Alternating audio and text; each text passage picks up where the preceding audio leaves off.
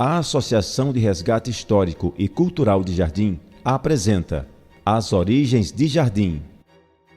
Localizada na região do Cariri, no extremo sul do Ceará, Jardim é uma cidade com uma história de mais de 300 anos. Meu Deus, que impressionante!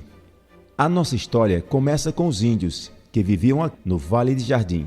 Este vale era coberto por linda vegetação e muitos ipês, que depois de floridos davam a impressão de que estávamos no lindo jardim. Daí vem o nome, Jardim. Cheio de animais de várias espécies, Jardim só era habitado pelos índios cariris. A Chapada do Araripe recebe este nome devido ao grande cacique Araripe, chefe de muitas tribos em torno da Chapada. Aqui em Jardim, o grande chefe indígena se chamava Cacique Jacundá.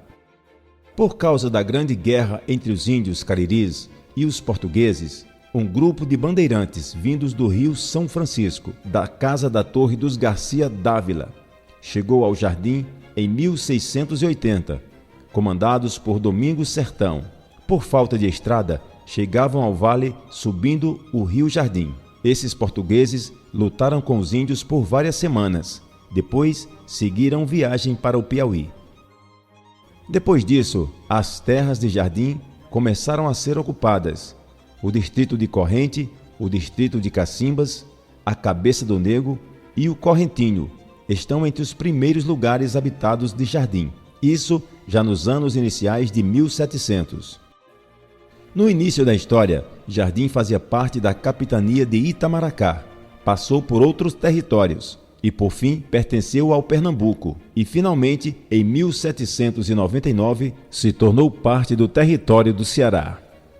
A estrada mais antiga de Jardim é uma antiga trilha feita pelos índios cariris antes de 1680, que passa pela Serra Olho d'Água até a Serra dos Mulatos. Esta estrada foi muito utilizada pelos viajantes que viajavam da Vila de Exu até a Vila Missão Velha.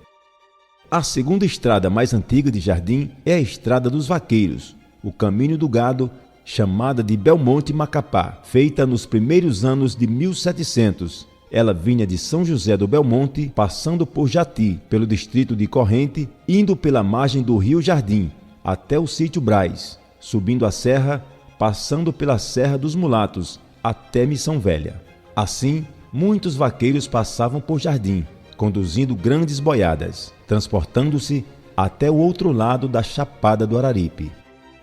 Como o Vale de Jardim tinha muitas fontes e nascentes, e quando era na época das secas, muitas pessoas vinham de todos os lugares e se abrigavam aqui. Depois que a seca passava, muitos iam embora e outros ficavam. Entre as muitas famílias que chegaram ao Jardim, muitos eram judeus que vieram de Portugal, onde foram expulsos por causa da Inquisição. Chegaram ao Pernambuco, passaram para a Paraíba, depois vieram ao Ceará. O chapéu do vaqueiro, criado pelos judeus, é a maior marca do sertão da presença dos judeus em nossa sociedade. Em 1764, foi criada a Vila do Crato, da qual o Jardim fazia parte. Foi na seca de 1777 que o padre João Bandeira de Melo chegou ao Jardim pela primeira vez. Anos depois, na seca de 1792, ele veio da Vila de Flores, no Pajeú, trazendo índios catequizados e escravos. A família Bandeira de Melo era muito rica e poderosa naquela época, tanto no Ceará como principalmente em Pernambuco e na Paraíba. Vindo da Vila Flores, no Pajeú pernambucano, passando pela Vila do Exu, desceu o padre pela ladeira do Olho d'Água e, ao avistar o vale, exclamou que parecia um jardim. O Vale do Jardim era coberto por uma imensidão de ipês amarelos, roxos e brancos. Após sua chegada, o padre João Bandeira iniciou a construção de uma casa para morar e uma plantação de mandiocas nas margens do Rio Jardim. Logo em seguida, trabalhou na construção de uma capela de taipa, pois a capela antiga já estava velha. Essa capela estava localizada onde hoje está a Praça Nossa Senhora das Graças. A capela construída veio a cair após uma forte chuva, em um dia de sábado, no ano de 1873. Naquela época, a Feira de Jardim era realizada ao lado da Igreja Matriz. No ano de 1799, o Frei Vital estava realizando as antigas missões e, numa missa, realizou a bênção do cruzeiro. Este cruzeiro foi renovado no ano de 1999 e hoje está localizado em frente à Igreja Matriz de Jardim. Dizem que milagres aconteceram na Capela do Bom Jesus e atraíram muitas pessoas para a Vila do Jardim. Como o jardim está localizado entre os rios Jacundá e o rio Gravatá, recebeu o nome de Barra do Jardim. Quando o padre João Bandeira chegou ao jardim, já haviam algumas casas no lugar chamado Fundo da Maca. Hoje em dia, o Fundo da Maca se chama Rua Professor Urubá e é justamente neste lugar que faz barra por estar localizado entre os rios Jacundá e Gravatá. Antigamente, o rio Jardim era chamado de Riacho dos Porcos e a nascente do rio Jardim são as bacias da Boca da Mata, da Boa Vista e do Gravatá. No início do ano de 1801, o padre João Bandeira seguiu viagem, passou por Porteiras, entrou no interior do Ceará, depois seguiu para o Piauí. Nessa época, o Vale do Jardim pertencia ao Crato. Jardim só veio a se tornar uma vila independente após a disputa pelo cargo de capitão-mor do Crato. O capitão-mor era cargo-chefe da localidade. Quando o primeiro capitão-mor morreu, surgiram dois pretendentes ao cargo. Um foi José Alexandre, o outro foi José Pereira Filgueira. Apesar de José Alexandre ser o favorito, quem foi nomeado para o cargo foi José Pereira Filgueiras. Os dois eram cunhados, um era casado com a irmã do outro. No entanto, muitos problemas e brigas surgiram entre os dois. José Pereira Filgueira mandou prender José Alexandre e disse que só o soltaria se ele fosse embora do Cariri. Ao sair da cadeia, José Alexandre foi ao Rio de Janeiro falar com o imperador Dom João VI. O imperador, para acabar com a briga entre os dois, criou a vila de Santo Antônio do Jardim, onde José Alexandre seria o capitão-mor. O verdadeiro fundador de Jardim é José Alexandre Correia Arnaldo, de Missão Velha. Foi ele quem conseguiu a emancipação política de Jardim em agosto de 1814, mas seu nome ficou esquecido da história de Jardim, devido a questões políticas. Infelizmente, José Alexandre morreu no caminho de volta ao Jardim, e a vila só foi inaugurada em 3 de janeiro de 1816. A inauguração da vila ocorreu no período que coincide com o fim da festa do padroeiro Bom Jesus, em 3 de janeiro de 1816. Assim, tendo falecido José Alexandre, foi nomeado Pedro Tavares Muniz como o primeiro capitão-mor de Jardim. O território de Jardim era imenso. Na verdade, a metade do Cariri já fazia parte de Jardim. As cidades que já estiveram sob domínio territorial de Jardim foram Jati, Penaforte, Porteiras, Brejo Santo, Abaiara, Milagres, Mauriti, Missão Velha e Barro. Ano após ano, todos esses territórios foram sendo perdidos. Jardim teve 2 padroeiros. Primeiro foi o Senhor Bom Jesus, depois Santo Antônio. Ainda hoje existem as festas do Bom Jesus em janeiro e de Santo Antônio em junho. Um dos padres que mais teve influência na história de Jardim foi o padre Antônio Manuel de Souza. Ele nasceu no Rio Grande do Norte e, quando estava no Rio de Janeiro, soube de uma vaga na paróquia de Jardim e aqui chegou no ano de 1812. O padre Antônio Manuel de Souza morou na casa construída pelo padre João Bandeira de Melo, lá permanecendo até o ano de 1857, quando faleceu. Foi este padre quem mais teve influência na construção da igreja de Jardim. No entanto, seu nome também foi denegrido e esquecido. Tanto o historiador João Brígida dos Santos quanto o chefe da expedição do Império, Francisco Freire Alemão, afirmam que, em 1824, as paredes da igreja de Jardim já estavam construídas pela metade. Francisco Freire Alemão, quando esteve em Jardim, no ano de 1860, escreveu em seu diário que a madeira da igreja de Jardim estava sendo trocada. A igreja de Jardim é o coração da cidade, é o local de nascimento do nosso município. A igreja de Jardim é o prédio mais importante para a história de Jardim. Quanto aos índios de Jardim, eles perderam suas terras. Muitos estavam passando fome. O Frei Vital e o Frei Ângelo cuidaram dos índios jardinenses por alguns anos, mas por fome após uma seca. Estes índios começaram a matar o gado de alguns proprietários de terras de Jardim. Houve muita violência. Inclusive, o governo do estado enviou uma tropa de soldados para lutar contra os índios de Jardim, em 1814. Além do gado, os índios venderam mel e cera de abelha nas feiras de Jardim para sobreviver. Em 1839, havia uma proposta do governo do estado do Ceará para aldear e civilizar os índios de Jardim, mas durante muitos anos, os índios foram mortos de diversas maneiras. Um dos maiores responsáveis pelo fim dos índios de Jardim foi o coronel Simplício. As tribos indígenas de Jardim foram extintas e a última que se tem notícia foi removida para Milagres, onde em 1867 sofreram um grande ataque de proprietários de terras, morrendo muitos índios. Ainda hoje, em várias comunidades rurais de Jardim, a população apresenta características indígenas, mas não se reconhecem como descendentes de índios. Jardim foi um grande pioneiro.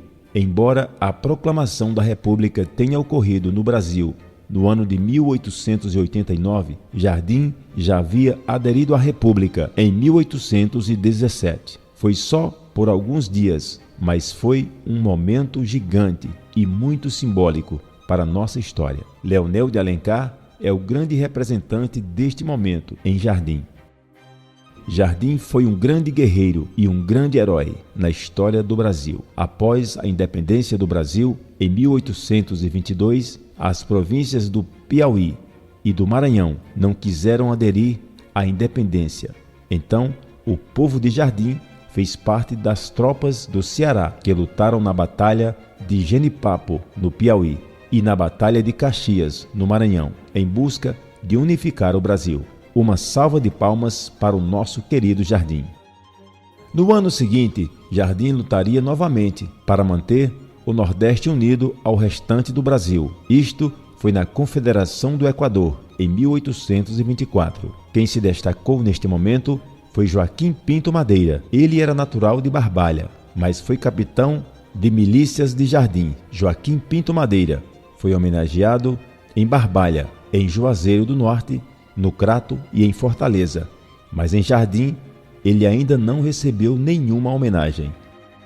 Pinto Madeira foi chamado na corte imperial para uma homenagem para receber o cargo de comandante-geral do Cariri, mas isso causou muita inveja e raiva em seus inimigos. A população de Jardim daquela época tinha muito apreço e respeito pelo imperador devido à criação da Vila do Jardim. Durante a Confederação do Equador, havia muita rivalidade entre aqueles que faziam parte do Partido Liberal e aqueles que defendiam a monarquia. Nestas disputas aqui em Jardim, foram mortas muitas pessoas de ambos os lados, inclusive Leonel de Alencar e o padre Estevão da Pociúncula. Com a morte de Leonel de Alencar, sua esposa e sua filha ficaram aos cuidados da família. Neste momento, a mãe do grande escritor José de Alencar, Ana Josefina, filha de Leonel de Alencar, se envolveu com seu primo, o padre José Martiniano de Alencar, e dessa união nasceu o grande escritor José de Alencar. As perseguições a Pinto Madeira, após ser homenageado na corte imperial e ser nomeado comandante das tropas do Cariri, cresceram. Então, a renúncia do imperador Dom Pedro I, em 1831, veio a ocasionar problemas muito graves em Jardim, pois os inimigos de Pinto Madeira queriam vingança e invadir a Vila do Jardim. A população de Jardim se armou e, em dezembro de 1831, foi para a luta. A guerra durou mais de 8 meses e envolveu as províncias do Ceará, Pernambuco, da Paraíba e do Piauí, só tendo fim quando a regência do Brasil enviou o general francês Pedro Labatut com suas tropas para lutar no Cariri contra Pinto Madeira. No entanto, o general, ao chegar no Cariri, não quis lutar contra Pinto Madeira, pois descobriu que muitas histórias contadas a seu respeito no Rio de Janeiro eram mentirosas. Assim, o general Labatut propôs uma rendição pacífica e Pinto Madeira, padre Antônio Manuel de Souza e os soldados foram liberados em outubro de 1832, dando fim ao conflito. Aqui em Jardim, neste evento ficou conhecido como a Guerra dos Cacetes, mas em todo o Brasil ficou conhecida como a Revolução de Pinto Madeira. Após meses preso no Recife, no Rio Grande do Norte, em Fortaleza e no Maranhão, Pinto Madeira foi conduzido ao Crato, onde foi executado em 1834. Sua execução foi considerada o maior crime jurídico do período imperial, pois não lhe deram o direito de defesa e o executaram pela morte de um cidadão que ele não havia cometido.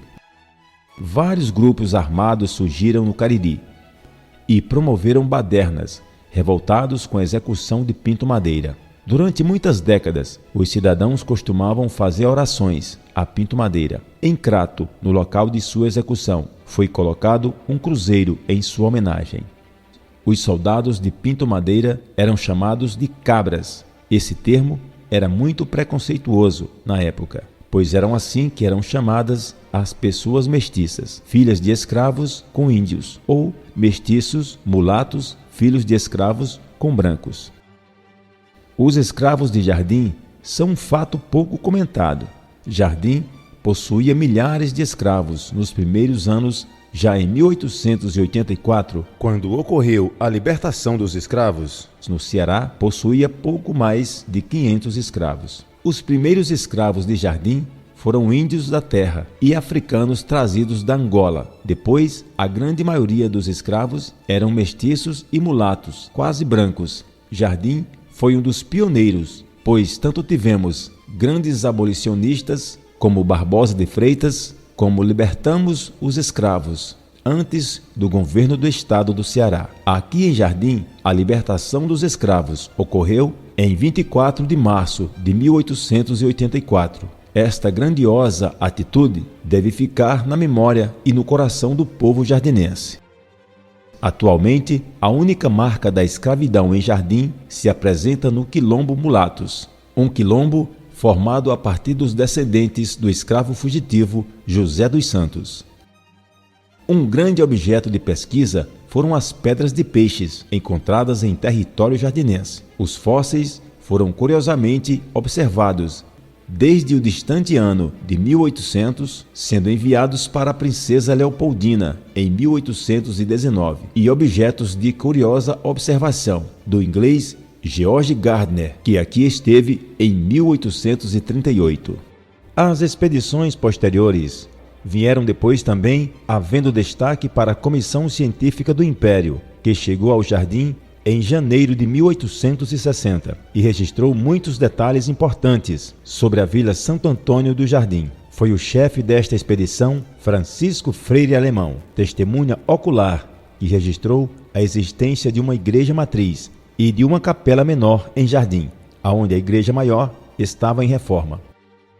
Entre glórias e tristezas, uma página triste da história de Jardim foi a epidemia de cólera morbus em 1862. A epidemia teria chegado lentamente a Jardim, vindo da Ásia. Anos se passaram até chegar a Jardim, tendo infestado várias cidades do Ceará quando aqui chegou. Milhares adoeceram e algumas centenas de cidadãos perderam suas vidas.